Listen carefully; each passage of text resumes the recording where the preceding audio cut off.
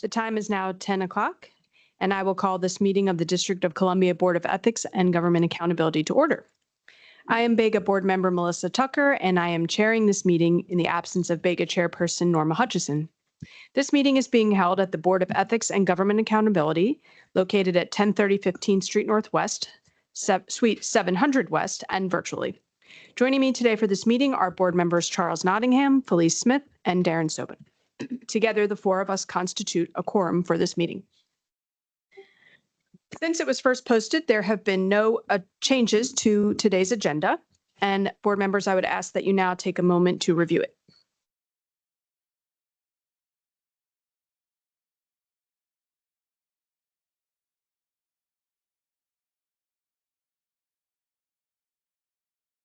Is there a motion to adopt the agenda?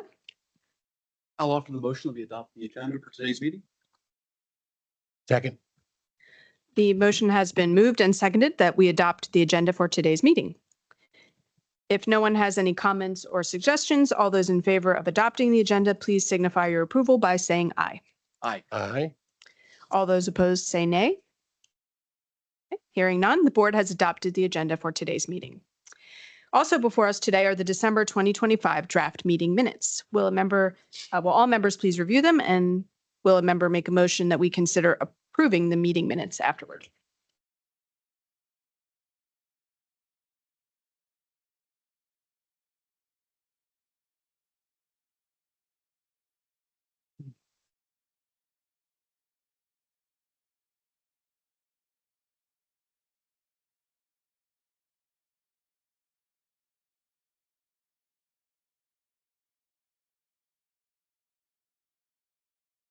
I'll offer the motion that we adopt the meeting minutes from the prior meeting.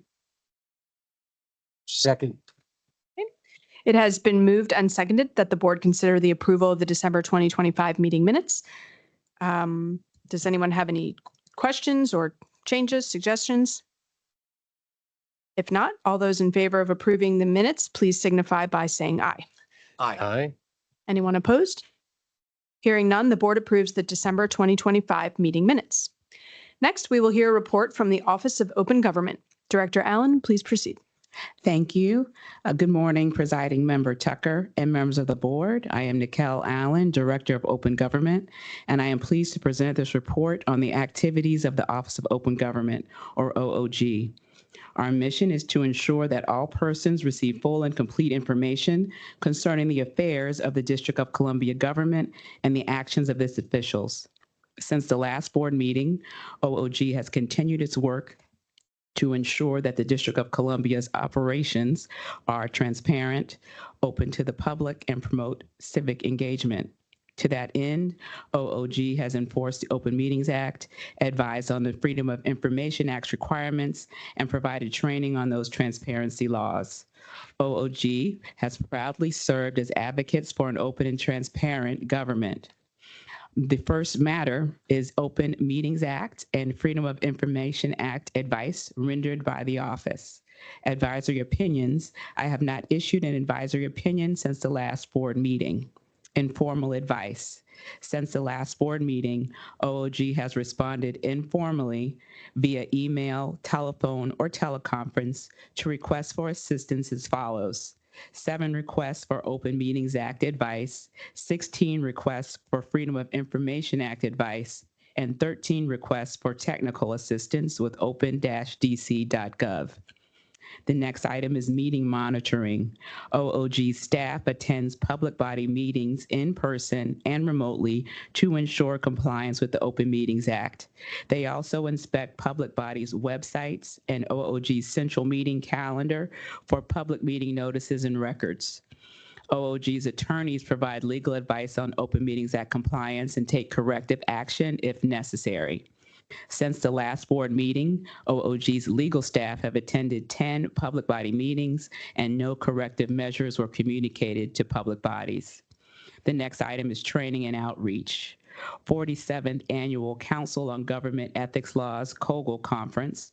On December 7th through 10th, 2025, Chief Counsel Neil and I attended the 47th Annual COGL Conference in Atlanta, Georgia. The conference included a variety of learning sessions on ethical obligations and enforcement, conducting investigations, and transparency and privacy laws, among others. A list of the 17 training courses we attended is included in Dropbox for your information. Open Meetings Act training for local school advisory teams, or LSATs. On December 9th, 2025, Attorney Advisor Joan Lelma facilitated an OMA webinar for LSATs.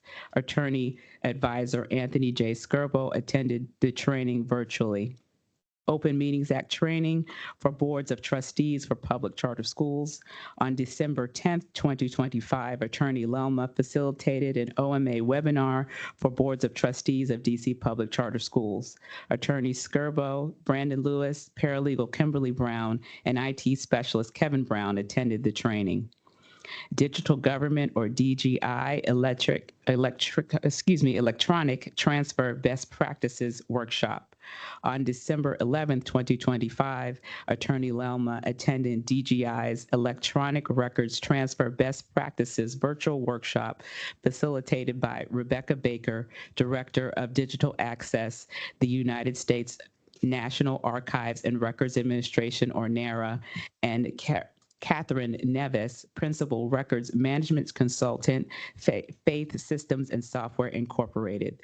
This virtual workshop covered current electronic transfer protocols, transfer best practices, and provided updates on future changes. Chief FOIA Officers Council meeting. On December 15, 2025, Paralegal Brown attended Chief FOIA Officers Council meeting facilitated by Sean Glendinning, Director of the Office of Information Policy, U.S. Department of Justice, and Alina M. Simo, Director of the Office of Government Information Services, NARA, who are also co-chairs of the Chief FOIA Officers Council. The meeting included fiscal year 2024-2025 highlights and updates from OIP, OGIS, and the Committee on Cross-Agency Collaboration and Innovation and the Technology Committee. The last item is Mayor's Cabinet meeting. On December 17, 2025, I attended the Mayor's Cabinet meeting. The meeting provided an opportunity to congratulate former Metropolitan Police Department Chief Pamela Smith on her retirement. Former Chief Smith also provided remarks. Mayor Bowser provided an overview of her goals for the remainder of her term in office, and agency directors highlighted recent accomplishments. The next item is legislation and litigation update. First is litigation, DC Open Government Coalition versus the District of Columbia, case number 2023-CAB-0072151 in DC Superior Court. I have previously reported on this case, which involves the DC Open Government Coalition's lawsuit against the District of Columbia, seeking an accounting of the backlog of public records requests submitted through the FOIA Express public access link, which was maintained through the Office of the Chief Technology Officer, or OCTO. On December 15, 2025, DC Superior Court Judge Catherine Oler issued a split decision granting partial summary judgment to plaintiff, DC Open Government Coalition, and the defendant, the District of Columbia. The court upheld OCTO's denial of the DC Open Government Coalition's first 4 FOIA requests, which asked for tallies of pending FOIA requests on specific dates. The court found that these requests necessitated the creation of a record, which agencies are not required to do under FOIA.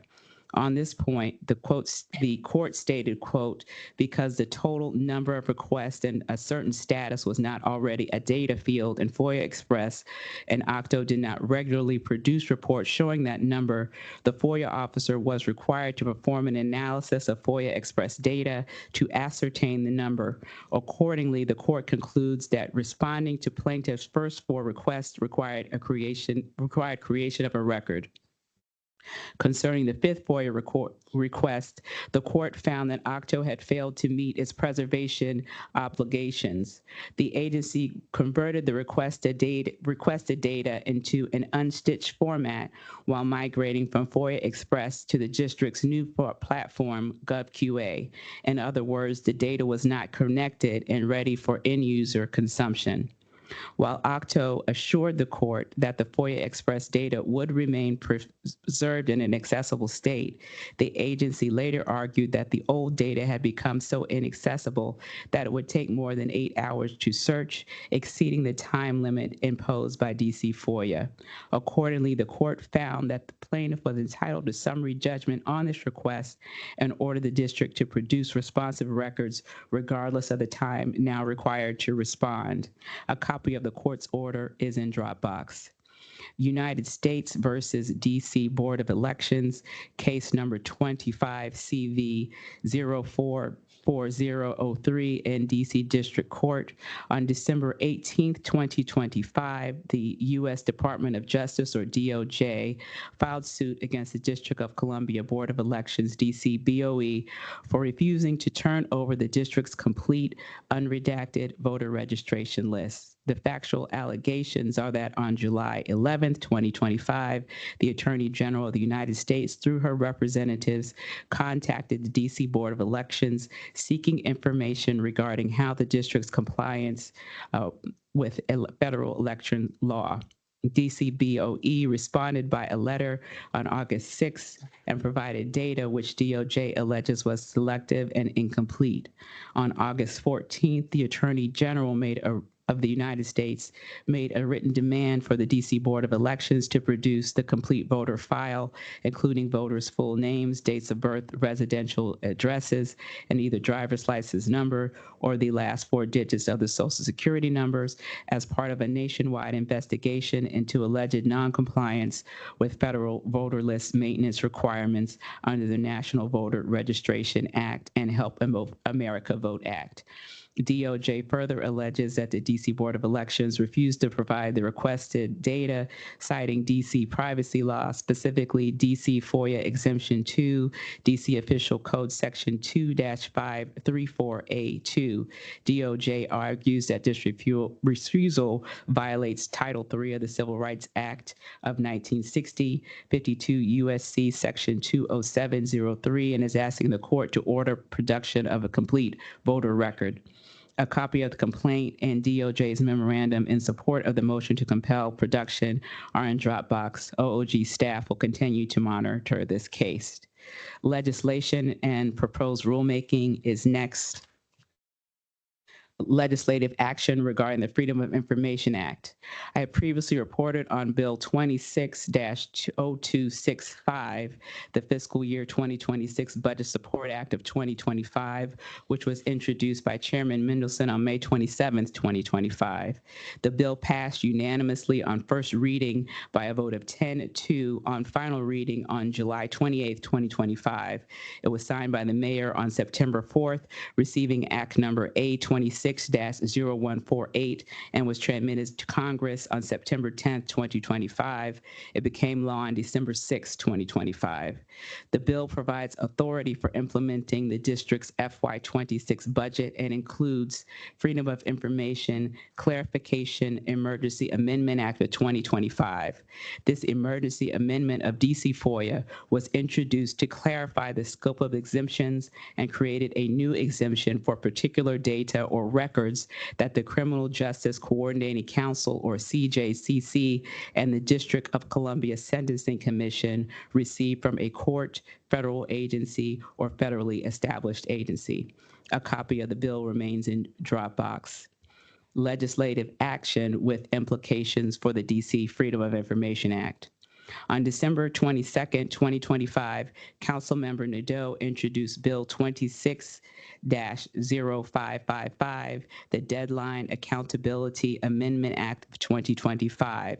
This legislation seeks to address a persistent problem of missed deadline in district government. The bill creates an accountability mechanism if the deadline has passed for any report or other document that the council has required by a date certain. Deliberative process privilege can no longer be used to withhold the draft document from a response to a DC Freedom of Information Act request. Deliberative process privilege, as you know, is a long-established common law principle to protect pre-decisional deliberative government communications, to encourage candid limited internal discussions needed for governments to reach a formal decision. The bill's exemption would narrowly apply to any document already required to be produced by law. While committees can address missing or overdue reports in the course of an agency oversight, this can be time-consuming and distracts from other critical oversight priorities. Establishing an accountability mechanism, making a deadline mean more than just words, will also create an incentive for closer communication and collaboration between the council and executive to ensure that the government is responsible to residents of the districts. This bill has been added to Dropbox. Next is Director of Open Government's notice of proposed rulemaking regarding the Open Meetings Act closed meeting requirements.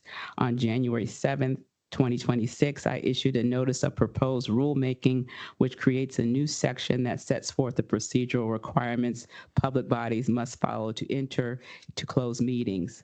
The proposed amendments to Title III DCMR create a new section 10411, which provides specific instructions for the procedures public bodies must follow before entering into closed meetings or closed portions of a meeting. Specifically, the newly added section clarifies that public bodies must hold closed sessions immediately after the public body votes to close the meeting, except for adjudicatory public bodies, which may close a meeting no earlier than the public meeting that occurs directly before the date of the planned closed session. This notice will be published to the DC Register for a 30-day comment period, which I'll report back on next month. The next item is Bega Board's notice of proposed rulemaking regarding the Director of Open Government. On December 12th, 2025, Bega issued a notice of proposed rulemaking for the board meeting section of Bega's regulations to the DC Register. The proposed amendment to Title III of the DCMR formalizes that the Director of Open Government shall present a report on the activities of that position at each regularly scheduled meeting of the Board of Ethics and Government Accountability. The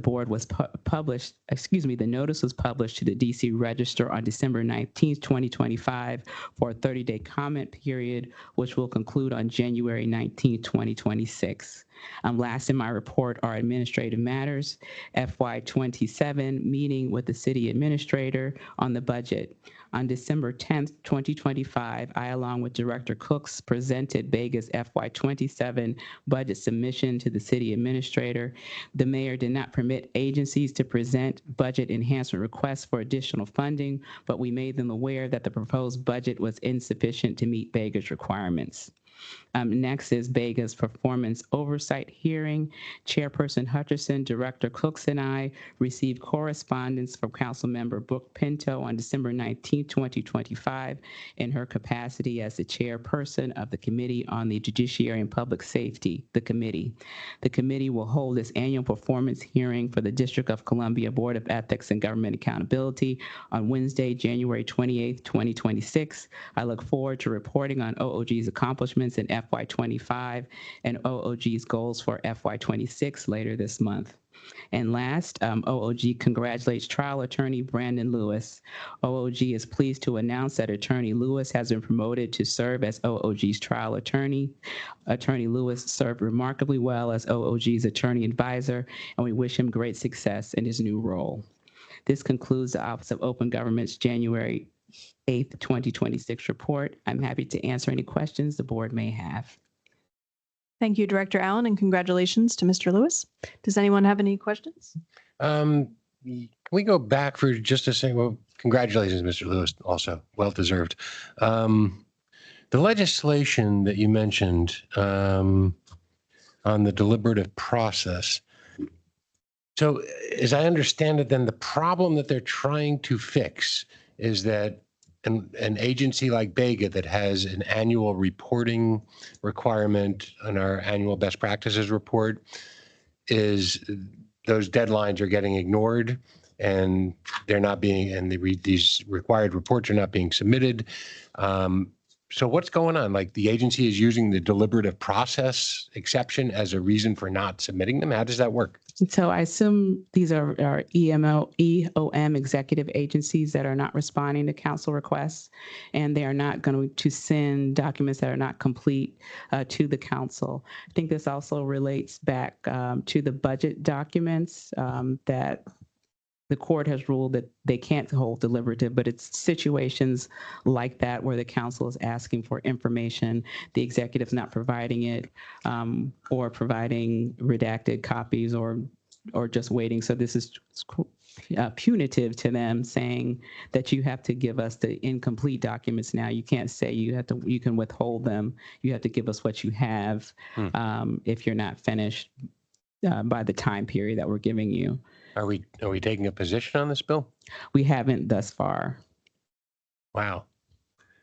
I wonder, on the executive side, what kind of disruption this might create, because when you're trying to formulate policy, there's lots of things like emails going back and forth saying, hey, you think this is a good idea? Oh, no, that's a terrible idea. Right. And so now those things would have to be disclosed? Yes. I mean, that could have a very chilling effect on the way the executive side does business. That's true. Okay, thank you. But we will formulate an opinion and let you know what that is. Very good. Thank you. You're welcome. Director Allen, it's a good question. Mr. Sobin, thank you. Got me thinking on that. Director Allen, on that question, wouldn't the legislative branch, in this case, the council, have different tools at its disposal to hold an agency accountable if they felt the agency was withholding reports that were required by statute? In other words, it's, I guess the solution I'm hearing the legislative branch is suggesting is, well, we'll just go pick which document amongst the draft emails we think suffices as your submission. Right. It sounds like a little bit of a stretch, but there are other pressure points, right? Appropriations.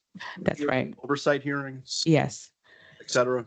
Yes. And those are things that we can suggest to them to take a look at as an alternative, but that's a very good point. Thank you. Any other? If there are no other questions, next we will hear from the Director of the Office of Government Ethics, Ashley Cooks. Director Cooks, please proceed. Good morning and Happy New Year, Board Member Tuckers and members of the board. I'm Ashley Cooks, Director of the Office of Government Ethics. I'm pleased to report this report on the activities of the Office of Government Ethics, OGE. First is an update on the status of OGE investigations. The information reported today regarding OGE's cases will not reflect any status changes that may occur because of actions taken by the board during today's meeting. For open investigations by status, we have a grand total of 95 matters. For open undocketed matters, we have a grand total of 12. Pending state investigations by status, we have 33 matters that are closed pending collection, 2 matters stayed pending DC Superior Court case, 3 matters stayed for OIG investigation, 2 matters stayed for U.S. District Court case for a grand total of 40. For regulatory matters by status, we have 48 matters that are closed pending collection, 662 matters that are open for a grand total of 710. Again, we currently have 95 investigations that are open and 7 matters that are stayed. The number of open preliminary and formal investigations includes 24 new matters. The investigative team resolved 11 investigations since the board last met. This total does not reflect the number of complaints that were dismissed for a lack of jurisdiction. For training and outreach, first, professional development trainings attended by staff. Since the last board meeting, Chief of Staff Christina Mitchell completed PeopleSoft course entitled Leadership: The Sixth Sense on December 12, 2025. Attorney Advisor Brenda Keel attended the Practicing Law Institute training entitled Writing for Litigators on January 5th, 2026. Program Support Assistant Tiana Smith completed PeopleSoft courses Introduction to DIFs and Using and Managing DCP Card. For trainings conducted by staff, since the last board meeting, OGE conducted 7 training sessions, which includes the December monthly ethics training, 2 new employee orientation ethics segments, an ethics training for the Office of Neighborhood Safety and Engagement, a quarterly lobbyist training, and 2 seeking, negotiating, and post-employment trainings for the Executive Office of the Mayor. In December, 19 users entered 15 course completions on the learning management system. 46 district employees completed ethics training using PeopleSoft, and 57 new employees attended new employee orientation and received information on the district's ethics rules in December. For outreach, OGE Supervisory Investigator Ronald Cook, General Counsel Stuart Mitchell, and I attended the annual conference for the Council on Governmental Ethics Laws, COGL, in Atlanta, Georgia, from December 7th through the 10th. At the conference, we attended several panel discussions and presentations, such as adjusting to changing times while holding true to unchanging principles, staying steady in the storm, lessons for local ethics among Washington's chaos, where's the line, examining when advice intersects with enforcement, and government social media, best practices for engagement. We also attended conference regulars such as Ethics Updates 1 and 2 and Lobbyist Update. On Monday, December 8th, Supervisory Investigator Cook participated in a panel discussion titled Building the Case 2, Planning, Drafting, and Executing Your Blueprint for a Successful Case, which covered tools to build a case from the ground up using step-by-step model of the life cycle of an investigation. On Tuesday, December 9th, I moderated a panel discussion titled Fine-Tuning Enforcement, Alternative Sanctions and Ethics Accountability with panelists Jeremy Ferris, Executive Director of the New Mexico State Ethics Commission, Christopher Burton, Assistant Chief of Enforcement for the California Political Practices Commission, and Aaron Ambrose, Staff Attorney at the City of Philadelphia Board of Ethics. The discussion focused on the impact of monetary and alternative sanctions. Also on Tuesday, December 9th, I participated in the plenary session titled Independence Under Fire, How to Protect Ethics Commissions from Political Interference. The session highlighted real-world examples of challenges in ethics commissions' independent decision-making and discussed tested strategies and successful tactics to protect and preserve independent oversight. All sessions Bega representatives participated in were well received, and COGL 2025 was educational and encouraging. Next is an update on advisory opinions and advice. First, an update on informal advice. OGE's legal staff provided advice for approximately 30 ethics inquiries, which is 13 more than the 17 reported at the December board meeting. This number does not include responses we have provided to questions regarding the lobbyists and FDS e-filing systems. For formal advisory opinions, OGE has not issued any formal advisory opinions since the last board meeting. Annual Best Practices Report. Pursuant to DC Official Code Section 1-1162.02B, the annual best practices report was completed and transmitted to the mayor and each member of the council by December 31st. The report highlights the functional achievements of both OOG and OGE from fiscal years 2025 until December of this fiscal year.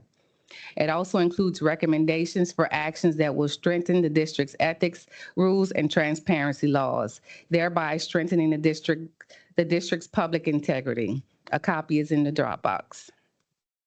Next is an update on legislation and rulemaking. First is council legislation affecting financial disclosure. That's Bill 26-0325, Board of Ethics and Government Accountability Authority Clarification Amendment Act of 2025, is legislation that repeals Bega's authority to designate employees and public officials as financial disclosure statement filers. This legislation is in response to Bega's rulemaking, which designated 47 board and commissioners as public financial disclosure statement filers. The amending language states that Section 10147I of DC Official Code is amended by striking the phrase, "and any additional employee designated by rule by the Board of Ethics and Government Accountability, who makes decisions or participates substantially in areas of contracting, procurement, administration of grants or subsidies, developing policies, land use planning, inspecting, licensing, regulating, or auditing, or act in an area of responsibility that may create a conflict of interest or the appearance of a conflict of interest. The council is holding a public hearing on this legislation on January 13th. Chairperson Hutcheson and I will testify at the hearing. We also believe that the Campaign Legal Center, CLC, will also testify at the hearing on Bega's behalf. Next is financial disclosure rulemaking. On September 27, 2024, pursuant to DC Official Code Section 1-1161.0147I, this board designated members of 47 boards and commissions as public financial disclosure statement filers. Shortly after the rulemaking was finalized, OGE became aware that many of the boards had been repealed or merged with other designated boards. As a result, OGE has drafted a notice of proposed rulemaking, which corrected the list of designated boards and commissions from 47 to 43 and 3 DCMR Section 57110. The notice was published in the Register on November 21st, 2025, and the 30-day comment period closed on December 21st without any comment. On December 2nd, 2025, the council passed B 25-0518 and B 26-0519, District of Columbia Boards and Commissions Financial Reporting Emergency and Temporary Amendment Acts of 2025. Both pieces of legislation hold the applicability date of 3 DCMR Section 5710 until April 3rd, 2026. With this legislation, the council aims to exempt those boards and commissions as filers for the 2026 financial disclosure statement season. Next is an update on OGE administrative matters. OGE is in the process of filling its vacancies for investigator and supervisory attorney advisor. The supervisory attorney advisor vacancy was open on December 29, 2025. Next is an update on financial disclosure statement, FDS. Pursuant to DC Official Code Sections 1-1162.24 and 1-1162.25, public officials and certain government employees must file a financial disclosure statement as a means of transparency and to prevent engaging in conduct that violates the Financial Conflicts of Interest statute. Bega is responsible for ensuring that employees and public officials who meet the statutory requirement file their annual financial disclosure statement. The DC Council's fall financial disclosure filings were due on November 15th. The FDS team has drafted a timeline for the 2026 financial disclosure season and has begun internal preparations for the season. Next is an update on lobbying, reporting, and registration and reporting, LRR. Pursuant to DC Official Code Section 1-1162.27A, a person who receives compensation or expends funds in an amount of $250 or more in any 3 consecutive calendar month period for lobbying shall register with the Director of Government Ethics and pay the required registration fee. According to DC Official Code Section 1-1162.30, each registrant shall file a quarterly report concerning the registrant's lobbying activity during the previous quarter. On December 17, 2025, Attorney Advisor Eccles and Program Coordinator Kosick provided the quarterly lobbyist training to 21 attendees. We are currently in the 2025 quarter 4 activity reporting and calendar year 2026 renewal registration periods. Both filings are due next Thursday, January 15th. And last is an update on public investigations, 24-0016F and 25-0002F in Retrayon White. These are formal investigations based on 1, criminal indictment of Ward 8 council member for allegedly agreeing to receive and accepting bribes, and 2, allegations that he violated the code of conduct by failing to file a full and complete public financial disclosure statement. The board has scheduled a hearing in 25-0002F to take place on February 5th, 2026. Thank you. This concludes my report. I welcome any questions you may have. Thank you, Director Cooks. Does anyone have any questions for Director Cooks? I have a question, Chair, on the pending legislation on the financial disclosure. Does the legislation, is it retroactive to a prior date or is it forward-looking? I'm trying to just understand a little bit of what problem is trying to be solved. Is there a concern that Bega may have overreached and designated more filers than the council felt was appropriate? So that would make it sound like it's a retroactive piece of legislation that would go back to some date and say, do you know the answer to that? So the legislation is not retroactive, it's forward going. The reason behind the legislation, again, is our financial disclosure rulemaking in which we designated 47 board and commission members who meet the criteria of public officials under the statute. So they should file financial disclosure statements. I believe that the chairman of the council who has authored the legislation does believe that Bega should not have the authority to designate employees and public officials in this manner. So it is forward facing. Of course, we don't agree with that position because folks who engage in policymaking, duties that create a conflict of interest or the appearance of the conflict of interest, they have authority over district funds. They should be filers and they should prove that they don't have any financial conflicts in their personal lives.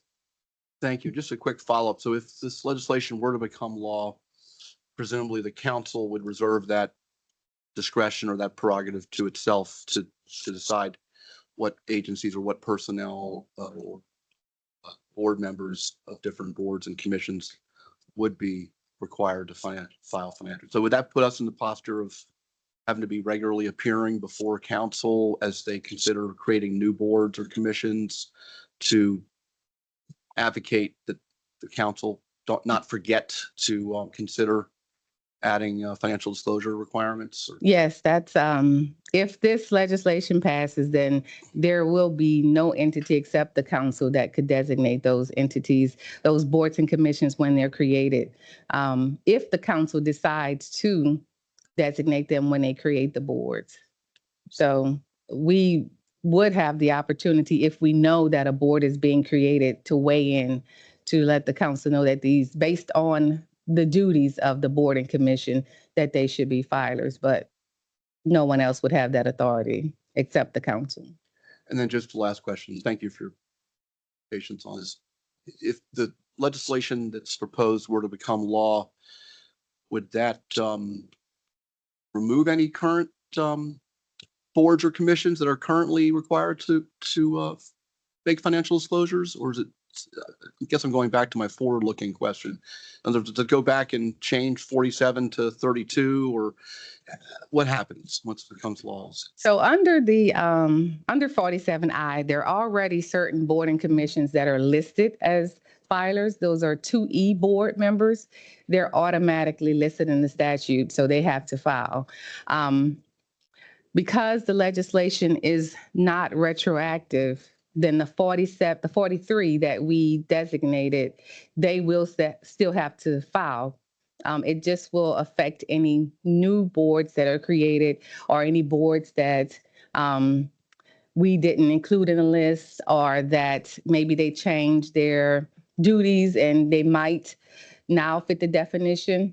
So to the extent that the council, and this is hypothetical, but if in my hypothetical, the council has heard concerns from some boards or commissions or board or commission members that Bega may have overreached or misinterpreted the financial disclosure requirements, none of those complainants or concerned parties would be getting relief. In other words, they're still going to be required. Correct. Unless the council changes the legislation to make it retroactive. Okay, thanks. Actually, folks will indulge me for just a minute. Is because we just came through a heck of a year this last year. I don't know if folks had the opportunity over the holiday to sit and really reflect and take a breath. I certainly did, and one of the things I did was I rewatched that movie, Mr. Smith Goes to Washington. And for those of you who haven't seen it, I highly recommend it. It's a 1930s Frank Capra movie about a young idealistic senator who goes to Washington, D.C., and is quickly met with the politics of personal and reputational destruction. And no spoilers here, but, it has a pretty good happy ending to it. But as I was watching it, it showed me, despite all the things that we're reading about and seeing every day and experiencing, we really have come a long way on the government ethics side. In those days, the ethics oversight body for Congress didn't even have the word ethics in it or conduct. It was named something totally different. And, now I look at something like Kogel, where we go to a place where all the different jurisdictions around the country come together to talk about fair election laws and election laws, and ethics laws and how to improve ethics. And there's a term that we have not heard for many years, and that is the political machine. The political machine in this country used to have tremendous sway over politics and society generally because it was all pay to play. You want something, you make a donation, there's no tracking it. There was none of that stuff. And so these great bosses of olden times really controlled so much of what was going on in this country, the graft, the corruption, and you don't really hear that anymore. And if you do, it's because we got them. So for anyone who thinks that, we're not making headway, we've made a tremendous amount of headway and we are still making headway. And this body right here is testament to that. So keep up the great work, guys. I'm sorry, I'm going to get off my soapbox now.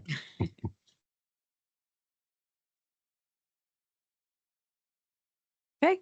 Members of the public in attendance at the meeting have an opportunity to make a comment at this time.